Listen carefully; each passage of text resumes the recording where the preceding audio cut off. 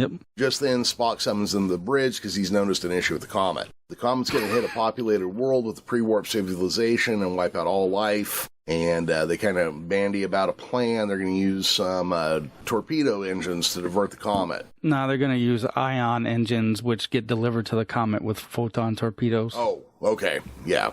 Yeah. I mean, I thought that's what drove... Okay, never mind. I thought that's what drove the torpedoes, but okay. I don't know. They talk about it like it's two separate things. So that's the reason I said it like that. No, that's fair. That's fair. You know, I was trying to gloss over a whole lot of details. Maybe I missed something.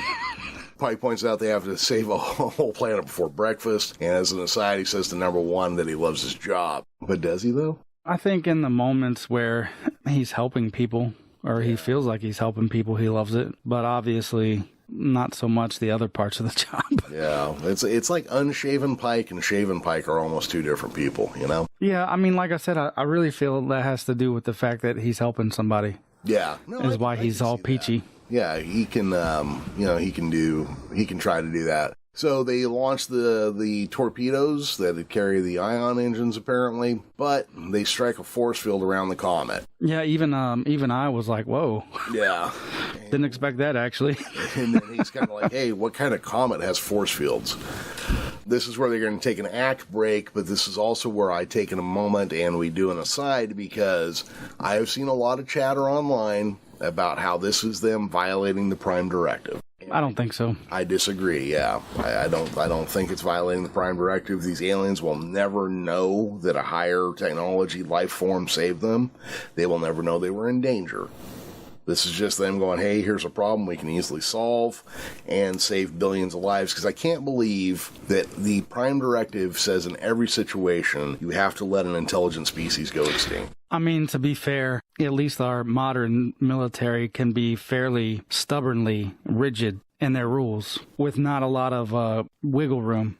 Right. So I can believe it might say that, but I can also believe that more often than not, people probably act just like Pike did, where, there's zero chance that they're going to even know you're there. So why sit here and watch this planet get basically blown up without giving these people a chance to develop more? Yeah, I have a hard time believing that genocide is just acceptable in every situation. Well, I mean, a comet striking a planet's not genocide. Well, it is if everybody on it dies. No, because genocide is perpetrated by another person, not a natural occurrence. I thought genocide was something that wiped out an entire species.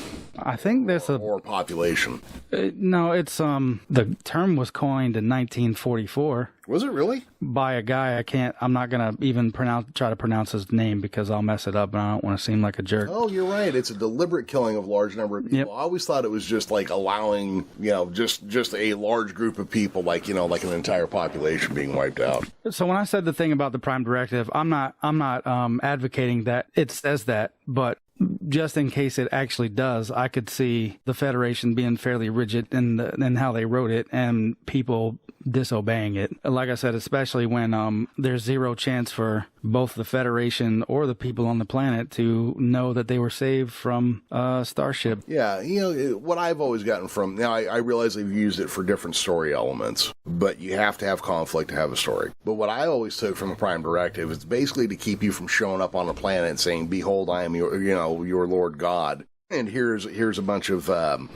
rifles and stuff. Now follow me to glory. Yeah, plus I feel like if it was an actual violation of the Prime Directive, Pike would have jumped all over talking about it.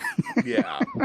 And there was zero mention of it, I don't remember them, even bringing it up. No, they don't. And I think that's what a lot of people were pointing out, is it never came up. But especially early on in Starfleet, I just have trouble believing that that's what people are doing with the Prime Directive. Yeah, I don't think that the Prime Directive covers what they're about to do, or about to try to do, or fail to do right here. Yeah, exactly.